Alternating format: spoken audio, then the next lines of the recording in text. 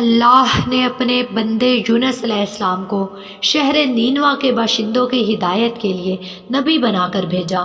نینوا موصل کے علاقے کا بہت بڑا شہر تھا۔ یہاں کے لوگ بت پرستی اور کفر و شر میں مبتلا تھے۔ حضرت یونس علیہ السلام نے انہیں بت پرستی چھوڑنے اور اللہ پر ایمان لانے کا حکم دیا، مگر انہوں نے اللہ کے نبی کو جھٹلا دیا اور ایمان لانے سے صاف انکار کر دیا۔ حضرت یونس علیہ السلام نے ان کو اللہ کے عذاب کی خبر دی۔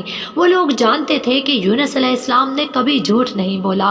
انہوں نے آپس میں مشورہ کیا کہ رات کو یونس علیہ السلام پر نظر رکھی جائے، اگر وہ شہر میں رات گزاریں تو عذاب نہیں آئے گا، اور اگر انہوں نے شہر میں رات نہ گزاری تو سمجھ لینا کہ اللہ کا عذاب ضرور آنے والا ہے۔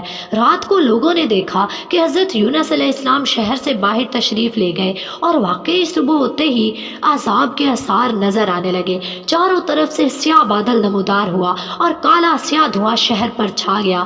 لوگ کہنے لگے کہ بے شک یونس علیہ السلام سچے تھے۔ لوگوں نے یونس علیہ السلام کی تلاش شروع کر دی، مگر وہ کہیں نہ ملے۔ شہر کے تمام لوگ اللہ کے خوف سے کانپ اٹھے۔ سب روتے ہوئے جنگل میں نکل آئے اور اللہ سے معافی مانگنے لگے۔ جو مظالم آپس میں کیے تھے ایک دوسرے کو معاف کر دیا اور سچی توبہ کر کے اللہ سے عہد کیا کہ جو پیغام یونس علیہ السلام لائے ہیں ہم اس پر صدق کے دل سے ایمان لاتے ہیں۔ اللہ پاک کو شہر والوں کی آہوزاری پر رحم آ گیا اور عذاب اٹھا لیا گیا۔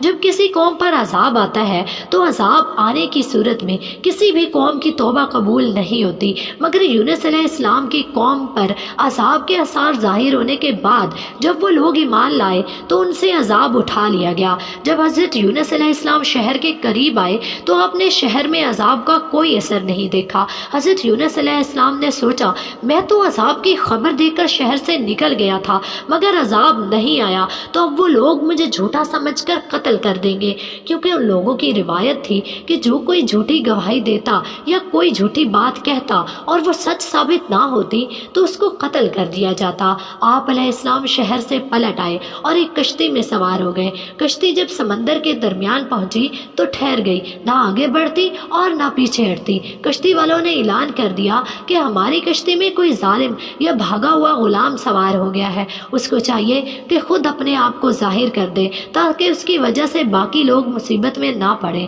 حضرت یونس علیہ السلام بول اٹھے کہ وہ بھاگا ہوا گناہگار میں ہوں۔ حضرت یونس علیہ السلام اپنے خوف کی وجہ سے کشتی میں سوار ہوئے تھے، اللہ کے حکم سے نہیں، تو اس بات کو انہوں نے گناہ سمجھا اور فرمایا مجھے سمندر میں ڈال دو۔ کشتی والے کہنے لگے یہ تو پاک دامن نوجوان ہے، اسے کیسے سمندر میں ڈال دیں؟ آخرکار قرآن اندازی کی گئی تو سب سے پہلا نام اللہ کے نبی کا نکلا۔ کشتی والے کہنے لگے یہ تو اللہ کا بندہ معلوم ہوتا ہے، ہم اسے کیسے پانی میں ڈال سکتے ہیں؟ پھر کئی مرتبہ قرآن اندازی کی گئی، ہر مرتبہ آپ علیہ السلام کا ہی نام آتا۔ آخرکار کشتی والوں نے آپ کو اٹھا کر پانی میں پھینک دیا اور اسی دوران ایک بہت بڑی مچھلی نے آپ کو نگل لیا۔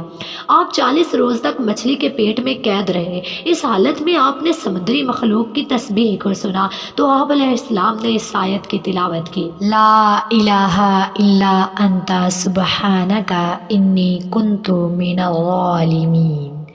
اس آیت کی برکت سے اللہ پاک نے آپ کو اس اندھیری کوٹھڑی سے نجات دی۔ مچھلی نے اللہ کے حکم پر کنارے پر آ کر آپ علیہ السلام کو اگل دیا۔ مچھلی کے پیٹ کی گرمی کی وجہ سے آپ کا سارا جسم پھول گیا اور پھر سورج کی دھوپ سے جھلسنے لگا، تو اللہ نے ان کے قریب ایک سایہ دار درخت اگا دیا اور ایک جنگلی بکری اللہ کے حکم سے صبح و شام آ کر آپ کے پاس کھڑی ہو جاتی اور آپ اس کا دودھ پی لیتے۔ جب آپ میں کچھ توانائی آئی تو آپ اپنی قوم میں واپس تشریف لائے تو سب لوگ نہایت محبت اور احترام سے پیش آئے اور سب آپ علیہ السلام پر ایمان لے آئے۔